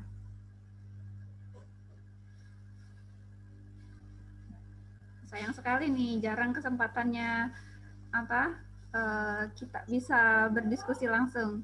Ada yang PKMK di sini selain yang dari gizi. Biasanya Bu kalau langsung malu-malu, tapi kalau disuruh komen, silakan. Kalau ada yang mau dikomen juga nggak apa-apa. Biasanya sih banyak ya kalau dikomen, tapi kalau ada yang mau langsung silahkan di depan mikrofon. Melalui chat begitu? Iya. Silahkan kalau misalkan masih malu-malu tapi mau, mungkin boleh melalui chat atau langsung supaya lebih itu juga bisa banyak yang disampaikan juga lebih baik sih. Silahkan. Saya Bu, boleh Bu? Oh, boleh. Siapa? Dona? Dona Bu. Ya, Dona dari Boga ya? Iya Bu. Baik, ya. Coba silakan Dona. Gini Bu, kan saya buat PKMK gitu. Jadi buat usaha kue gitu, snack gitu. Jadi kalau menghitung anggaran dananya itu sekali produksi atau berapa kali produksi gitu Bu? Oke. Coba. Baik. Kuenya seperti apa kira-kira? Kenapa Pak? Kuenya seperti apa? Bentuknya, saya perlu tahu juga. Snack yang kecil Pak. Dia dijualnya persatuan, per kilo atau bagaimana? Persatuan gitu Pak. Persatuan. Ya. Oke. Kalau persatuan kan berarti bisa lah dibuat harga satuannya berapa ya? Bisa kan? Bisa diukur ya harga satuan? Bisa Pak, itu kan kira-kira 75 gram lah satu unit gitu. Satu unit harga jualnya berapa? Harga jualnya 10.000. Udah dihitung. 10.000 ya? 10.000. Pernah diukur nggak harga pokoknya berapa? Nggak pernah Pak. Nah, diukur. Coba aja nanti diukur. Atau ditimbang-timbang aja lah dulu, timbang rasa kira-kira berapa. Apakah 7.000 atau bagaimana gitu ya, supaya bisa diukur BIP-nya. Kalau yang tadi misalnya ada membeli alat, beli peralatan segala macam yang dia sifatnya sebagai aset yang tetap ya, maksudnya nggak berubah nilainya atau sorry bukan aset tetap, tapi cost yang tetap ya, fixed cost-nya, karena misalnya beli peralatan, kan ada mesin kue ya, atau apa yang peralatan kue kalian? Peralatan perlukan loyang sama spatula aja ya Pak. Oh, misalnya itu ya, tapi itu kan nggak berubah, dipakai beberapa kali kan bisa ya. Atau Iya Pak. perlu kompor atau segala macam, nah itu bisa jadi fixnya. Tapi kalau dia yang berubah sesuai dengan kebutuhan, misalnya tepung, minyak, atau gula, atau apapun itu, yang digunakan setiap kali produksi, itu sebagai variable cost-nya. Nanti variable cost-nya dibagi aja, misalnya kan beli tepung berapa banyak sekali produksi, gula berapa banyak, jadinya berapa unit produknya, dibagi aja, didistribusikan sebesar itu. Jadi nanti bisa kalau dapat halnya seperti itu bisa dihitung untuk perhitungan dari B-nya. Nggak sulit kan? Kalau yang tadi saya tampilkan itu sebenarnya nggak sulit cara BEP itu. Yang sulit mungkin ya hanya mereka-reka kira-kira berapa ya variable cost-nya atau fixed cost-nya. Itu mungkin agak sulit. Tapi kembali lagi bisa aja direka-reka dulu. Asal reka-rekaannya tidak terlalu jauh dari kondisi aslinya. Gitu ya, Luna? Iya Pak. Kan Pak, gara-gara kan kalau udah dihitung lah itu anggaran dananya gitu. Ya. Dan sekali produksi itu ada 100 buah lah itu untuk kemasan gitu udah dihitung gitu Pak. Tapi kurang dari 5 juta gitu Pak sesuai dengan panduannya. Jadi kami buat sekali produksi itu lebih dari Oh iya. Ya, ya. gitu. Itu gimana boleh itu Pak? Baik. Nah, itu juga tadi lupa sebenarnya saya teringat itu. Banyak ya mahasiswa itu waktu dia ngajukan cuman 3 juta, 4 juta gitu ya. Sementara kan batas minimalnya 5 juta. Kemudian saya tanya, loh kok cuma sedikit sekali yang diajukan? Iya Pak, kalau kami hitung-hitung untuk sekali produksi segini, katanya. Loh, caranya gini, dinaikkan volumenya, volume produksinya, dinaikkan. Iya kan? Jadi kalau selama ini sekali produksi cuman bisa sekali produksi hanya bisa menghasilkan 50 piece, maka Anda ajukan untuk 200 piece supaya harga kebutuhan dananya naik gitu loh. Jadi jangan cuma sedikit sekali. Itu sering terjadi. Jadi yang kemarin-kemarin juga saya suruh rubah aja. Jangan cuma hanya bisa menghasilkan piece tapi lebih banyak. Jadi volumenya dinaikkan. Ya. Harganya tetap sama, maksudnya harga belinya tetap sama, cuman yang karena pengkalinya makin banyak, ya mungkin di awal dia cuma beli tepung hanya 2 kilo, saya suruh aja beli 1 goni, gitu kan, supaya terpenuhin dana 9 juta atau 10. Boleh kok, ya. Karena nanti bakalan ada semacam tanda kutip tawar-menawar. Kalau Anda lolos, mungkin dana yang 10 juta Anda tawarkan, Anda ajukan itu dipotong oleh pihak kementerian, udahlah jangan 10 lah, 8 juta udah cocok nih. Kalau cuman Anda tawarkan 5, betul-betul jadi 3 nanti. Baguslah Anda ajukan 10 jadi 8, ya. Supaya usahanya bisa berjalan. Oke, ada lagi yang lain? Izin bertanya, Pak. Silakan. Saya ingin bertanya ini mengenai BMC-nya kan Pak, itu ada 9 poin. Itu haruskah dibuat bentuk tabel untuk inti poin-poinnya kemudian dijabarkan lagi di bawahnya atau di tabel itu sudah cukup begitu Pak? Ya. Kemudian satu lagi Pak yang ingin saya tanyakan.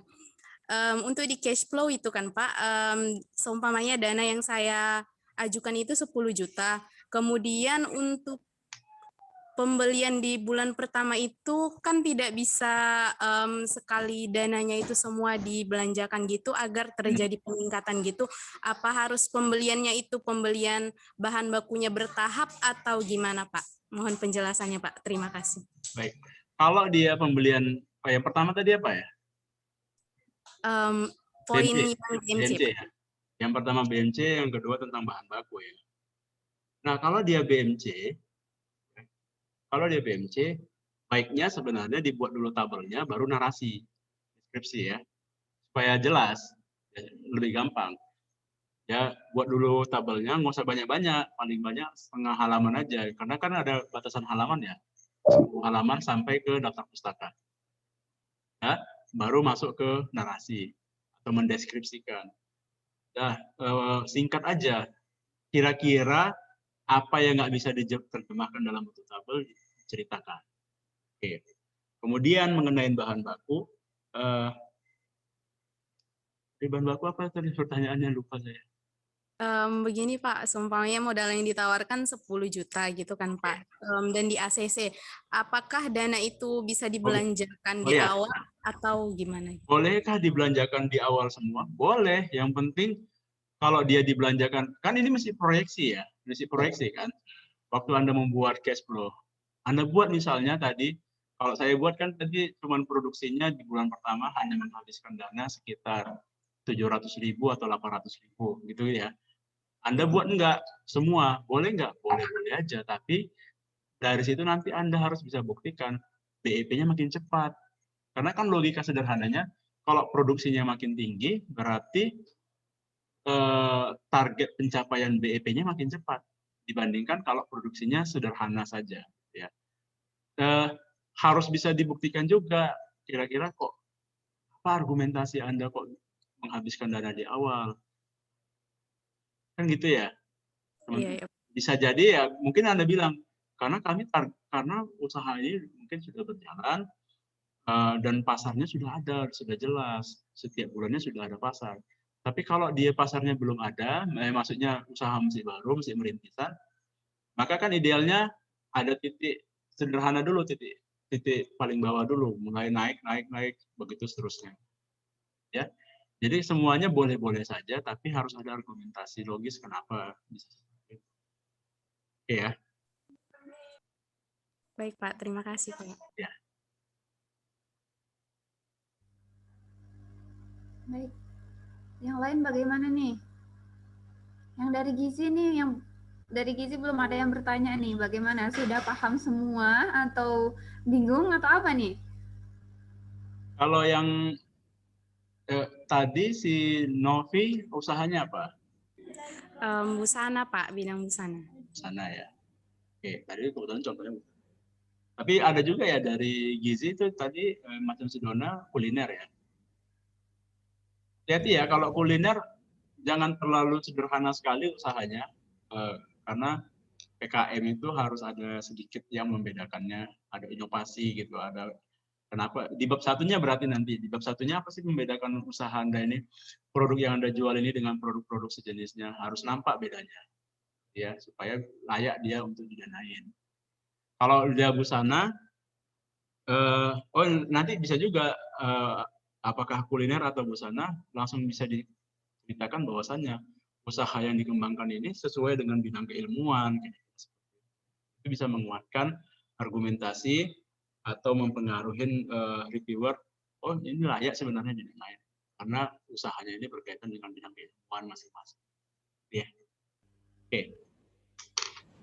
Baik, silakan yang lain dari prodi lain mungkin dengan produk yang berbeda. Iya, saya mau bertanya Bu. Oh ya, silakan Triola. Jadi kan tadi ada disebutkan di ini kan Pak, di BEP itu misalnya unit yang bisa dijual itu 80. Nah tadi juga disebutkan tetapi perusahaannya hanya bisa menjual 15 unit. Nah itu penentuan 15 unitnya itu dari mana? Ulangin Triola. Tadi kan yang di BEP ada yang break even point-nya itu Pak, bisa menjual 80 unit itu menjadi titik impasnya kayak gitu kan Pak. Yeah. Nah terus disebutkan tadi misalnya perusahaannya hanya bisa menjual 15 unit begitu. Nah itu jadi penentuan 15 unitnya itu dari mana Pak? 15 unit mana ya 15 unit? Nah, tadi Bapak ada menjelaskan di sini Pak. Nah, iya. Next Pak. Next 110. Yang BEP sebelum yang rupiahnya Pak. Wait. Bentar, saya cek dulu. Nah, ini. Mana iya. Gini. Iya Pak, tadi kan Bapak bilang Tapi kalau misalnya perusahaan hanya Oh, bisa oh iya. Ini kan makna 80 unit ini kita nggak bisa terjemahkan ini bisa berapa bulan. Itu maksudnya. Misalkan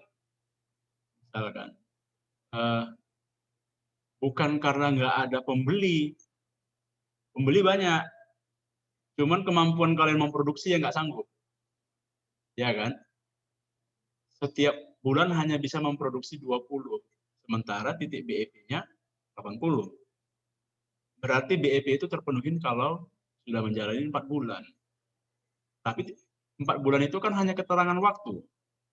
Dalam analisis yang ini, yang mau dilihat sebenarnya adalah titiknya, 80 unit. Atau kalau mau diterjemahkan lagi dalam nilai, ketika kita berhasil menjual sebanyak 12 juta rupiah nilainya. Impas dia balik modal. Tapi ini sih yang paling tepat sih. Cuman kalau diterjemahkan dalam bentuk nilai mata uang, ya 12 juta. Karena 80 unit itu datangnya dari, 12 juta itu datangnya dari 80 unit kali 15. Jadi, abaikan aja sebenarnya, apakah itu bisa nggak perlu juga dijelaskan, maksud saya tidak perlu dijelaskan BEP ini akan bisa didapatkan pada bulan kesekian, nggak perlu. Tapi sebutkan aja, BEP ini akan bisa didapatkan pada titik penjualan ke 80 unit kah, kalau misalnya jualannya tadi pakai satuan ukuran yang lain, misalnya kilogram kah, kadang-kadang kan ada makanan dalam ukuran graman atau bagaimana, boleh pakai seperti itu, terserah ya. Jadi mengenai berapa bulannya abaikan aja, boleh, nggak ada masalah. Itu ya, Triola Khairunisan. ya Pak, terima kasih Pak.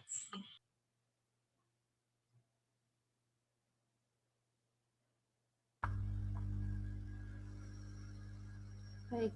Nah, berarti tadi kapasitas produksi mungkin ya Pak ya, tadi yang unitnya berapa yang mampu dia produksi begitu. Ya, benar Bu. Kapasitas produksi juga mempengaruhi. Cuman dia tidak mempengaruhi hasil dari BEP-nya, dia hanya mempengaruhi, dia hanya sebagai keterangan pelengkap. Kalau misalnya 80 unit merupakan titik impasnya, sementara kapasitas produksinya hanya 15 atau 20 per bulan, maka berarti makin kecil kapasitas produksinya, makin lama BEP-nya itu tercapai. Kita udah tahu titiknya, tapi tercapainya makin lama. Lama waktunya itu yang disesuaikan dengan kapasitas produksinya itu. Saran saya sih, BEP itu nanti disesuaikan, kan gini, kalau kita kan harus berpikirnya pengajuan ini didanain ya kan? Kalau nanti dia didanain, berarti gambarannya mungkin hanya sekitar 3 atau 4 bulan saja usaha itu, kemudian 3 bulan lah kita bilang ya, setelah didanain 3 bulan kemudian dimonep. Maka idealnya sebelum di dalam 3 bulan itu sudah BEP. Nanti agak disetting sedikit, seolah-olah pada akhir bulan ketiga sudah BEP. Ketika nanti dilakukan monep atau dilakukan presentasi kemajuan, kita sudah bisa bilang BEP yang kemarin diajukan di awal tercapai pada bulan keberapa? Pada bulan yang lebih awal dari target bulannya, bukan target BEP-nya. BEP-nya nggak pernah berubah. Ya kan, titik BP-nya tidak berubah, cuman makin bisa tercapai. Kenapa? Mungkin bisa karena produksinya makin tinggi, karena kita beli alat yang mendukung, atau ternyata target awal kita hanya menargetkan menjual setiap bulan 20, bukan kemampuan kita 20 ya, menarget 20, ternyata di pasar banyak yang mau beli, setiap bulan laku 30. Berarti 2,5 bulan udah laku, udah BP gitu. Bisa seperti itu bahasanya. Itu nanti kita bicara kalau masuk ke kemajuan. Tapi kan di awal kita harus wanti-wanti dulu berapa titik BEP-nya. Ya, kembali lagi ya, titik BEP ini kalau begitu boleh-boleh aja sih sebenarnya, dibuat aja titik BEP yang 80 unitnya atau berapa unit pun terserah nanti saudara-saudara buat, akan tercapai pada bulan keberapa dengan estimasi atau dengan argumentasi setiap bulan penjualannya sekian atau produksinya sekian. Boleh.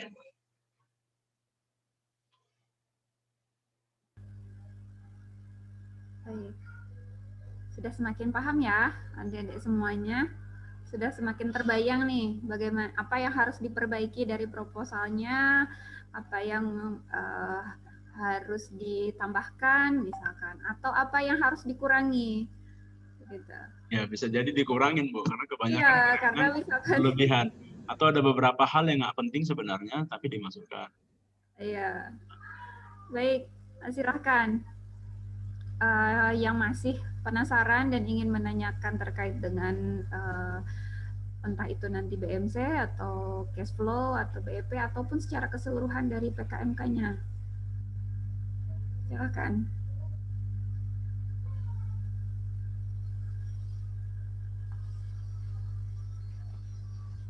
Tidak ada lagi. Halo Bu, Oh iya nih, siapa?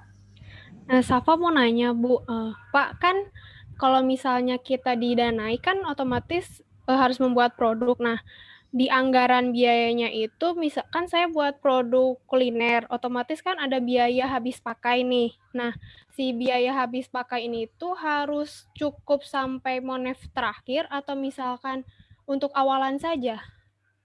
Oke, kalau dia biaya habis pakai itu idealnya kalau dia dipakai produksi, kemudian produksinya itu dijual, maka hasil penjualan produksinya itu bisa untuk membeli kembali biaya habis pakainya. Tapi kalau dia artinya bisa menutupin untuk biaya habis pakai selanjutnya. Jadi dia ditutupin dari situ. Tapi kalau dia ada namanya tadi biaya tetap itu kan sekali untuk dibeli untuk beberapa tahun, gitu ya. Ada biaya peralatan. Jadi biaya habis pakai itu ya memang cara menutupinya dibeli untuk biaya habis pakai, dijual, hasil penjualannya untuk nutupin lagi berikutnya. Tapi ada margin. Kalau misalnya biaya habis pakainya 5, sementara kita bisa jual 10, ya kan? Berarti dari 5 dari 10 disisihkan untuk biaya habis pakai berikutnya, yang 5 lagi sebagai margin keuntungan. Itu seterusnya. Makanya ada penambahan. Kok bisa ya makin bertambah omset kita? Ya karena waktu biaya habis pakai kita itu cuma menggunakan 5 dari 10 penjualan, ya 5 dari 10 bagian penjualan, yang 5 tadi itu yang berupa modal itu kan bisa menjadi satu biaya habis pakai lagi. Jadi artinya setiap satu penjualan bisa menghasilkan 2 biaya habis pakai berikutnya. Itu ya.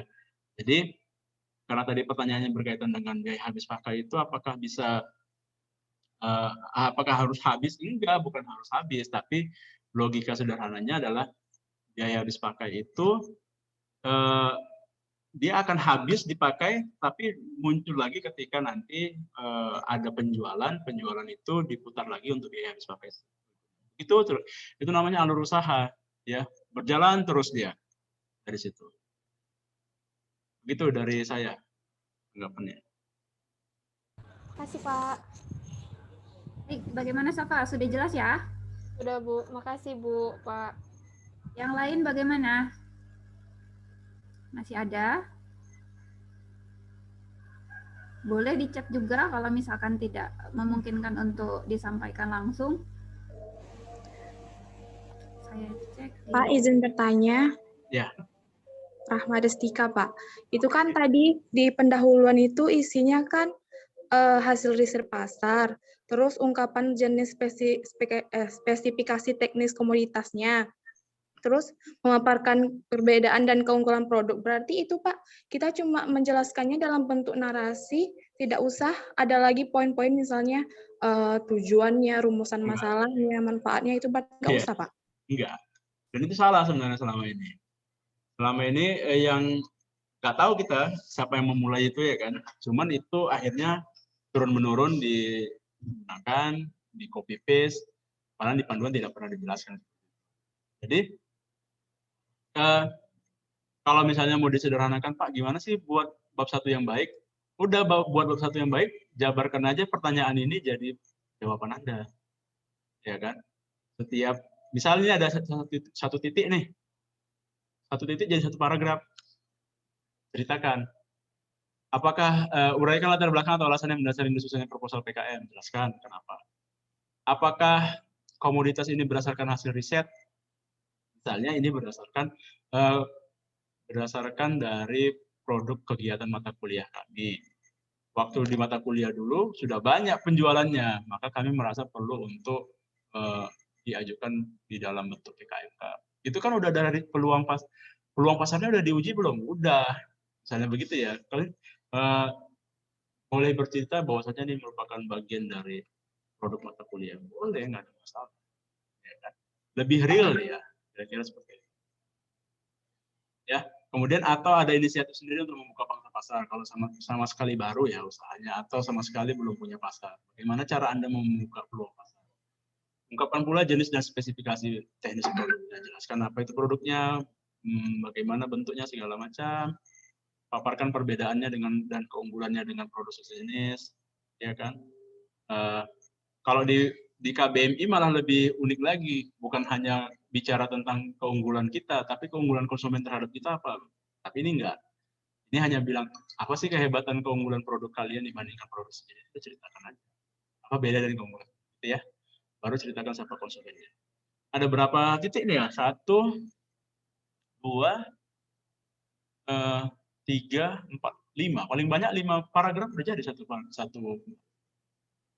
Apakah di bab 1 ini perlu dibuat bab 1-1? Nggak usah, nggak apa-apa. Yang penting bab 1 pendahuluan, dah. Di dalamnya 5 paragraf udah cukup. Boleh kok. Ya, karena nggak ada keterangan harus ada bab 1-1 itu apa, bab 1-2 itu ada misalnya rumusan, nggak ada. Dan itu salah selama ini. Kalau itu mungkin dia waktu membuat proposal tapi membacanya panduan tentang PKM penelitian. Mungkin. Karena ada rumusan. Dan segala macam. Oke. Di chat ada nih. Baik Pak, terima kasih Pak. Baik. Sudah jelas ya. Oke, ini Bu ada di apa Bu di chat. Ada ya. Tentang catering, harganya berbeda setiap menu. Jadi apakah menghitung cash flow-nya sama BEP-nya digabung? Bergabung. Nggak mungkin dia sendiri-sendiri. Ya. Jadi ini rumitnya kalau bicara tentang catering ya. Gabung. Produknya banyak ya. Produknya banyak tapi gabungan tuh. Jadinya BEP-nya gabungan. Ya. Gabungan. Karena nanti ternyata beberapa bahan bakunya sekali dibeli untuk beberapa produk jadinya. Bisa seperti itu, makanya dia gabungan. Ya. Catering itu kalau di akuntansi bukan jasa, bukan dagang, dia manufaktur karena merubah bentuk. Ya kan? Kalau jasa kan yang dijual kebermanfaatannya saja. Ya kan? Kalau dagang yang dijual fisik barangnya. Tapi kalau catering yang dijual itu udah merubah bentuk, kebermanfaatan, barangnya juga dijual, berarti dia manufaktur. Nah, pertanyaan tadi, gabung atau enggak? Gabung aja. Kalau sendiri nanti Anda kerepotan sendiri. Cari aja di Google banyak kok tentang apa tadi namanya, tentang catering banyak. BEP catering banyak. Jadi sebenarnya gini, belum tentu juga nanti reviewer yang baca itu background-nya dari ekonomi atau dari akuntansi, ya kan? Syukur-syukur bukan dari situ. Tapi ketika dia baca, oh ada kok cash flow, ada BEP, ya udah. Terlepas dari cash flow atau BEP-nya benar atau tidak, dia hanya menjadi syarat, oh ada checklist. Syukur seperti itu. Ya. Gitu ya. Ini kebetulan banyak yang catering juga nih, ada beberapa Pak. Karena kebetulan salah satu bidang di gizi juga ada yang catering juga begitu. Jadi seperti itu ya untuk yang catering. Sambil menunggu yang lain bertanya, ini saya juga jadi penasaran ingin bertanya juga nih Pak ya. Mohon izin. Tadi yang menyambung pertanyaan siapa tadi yang latar belakang ya Pak. Ternyata seperti itu kan, tujuan itu tidak harus disampaikan di latar belakang. Yang ingin saya tanyakan mengenai luaran ini bagaimana nih Pak? Karena kan luaran itu di panduan di atas masing-masing PKMK berbeda-beda ya. Nah, cocoknya kita sampaikan di mana nih luaran dari PKM kita? Apakah harus eksplisit sampaikan di proposal kita atau biarkan reviewer menilai secara implisit, oh berarti luaran dia ini begitu. Itu iya. Baik Bu. Nah ini ya. Ya, Jadi ini. Jadi kalau dia di PKMK ya kan, tapi kalau untuk tahapan proposal ya, mesti tahapan proposal ini kan nanti kalau apa namanya? Kalau ini kan sudah menjadi udah pendanaan dan segala macam. Tapi kalau nanti dia di dalam proposal, luaran yang dibutuhkan untuk tahapan awal itu adalah produk wirausaha. Jadi dia gambarkan kalau nanti kami didenain, maka terbentuklah sebuah produk kewirausahaan dalam bentuk apa, ya kan? Usahanya seperti apa, berjalannya seperti apa, konsep usahanya bagaimana, siapa anggota usahanya, ketuanya bagaimana, itu luaran awalnya seperti itu. Tapi kalau nanti ini ada pertanyaan luarannya apa saja, ini kan untuk akhir. Kalau ini sudah didanain dan dimintain pertanggungjawabannya untuk kegiatan sebelum sampai ke Timnas. Itu, Bu. berarti Jadi nggak perlu disampaikan sebenarnya, cuman bisa aja nanti muncul beberapa statement-statement di beberapa bagian di proposal itu yang menggambarkan tentang ini. Karena di dalam panduannya, ya di dalam ini kan format penulisan tidak ada yang spesifik tentang apa luarannya. Tapi boleh aja Bu nanti di bab 1 ini disisipkan sedikit tentang kalau yang mau dibuat di PKM ini adalah salah satunya nanti atau namanya, kalau di KBMI namanya ada tujuan mulia. Tujuan mulia kenapa harus membuat ini gitu ya. Nah, bisa aja salah satunya adalah membentuk produk wirausahaan. Boleh. Boleh aja. berarti Tapi hati-hati nanti terjebak di dalam makin banyak kalimat, takutnya batas halaman yang 10 halaman lewatin ya. Berarti secara implisit pun tidak apa-apa ya Pak? Maksudnya boleh. di proposal itu tidak harus disampaikan begitu kalau luarnya nanti ini ya. gitu. Kalaupun mau disisipkan di pendahuluan mungkin ya. Mungkin iya di pendahuluan lebih apa? Kenapa? Kan bisa jadi alasan kenapa kami harus membuat PKMK ini? Karena dia akan melahirkan produk kewirausahaan.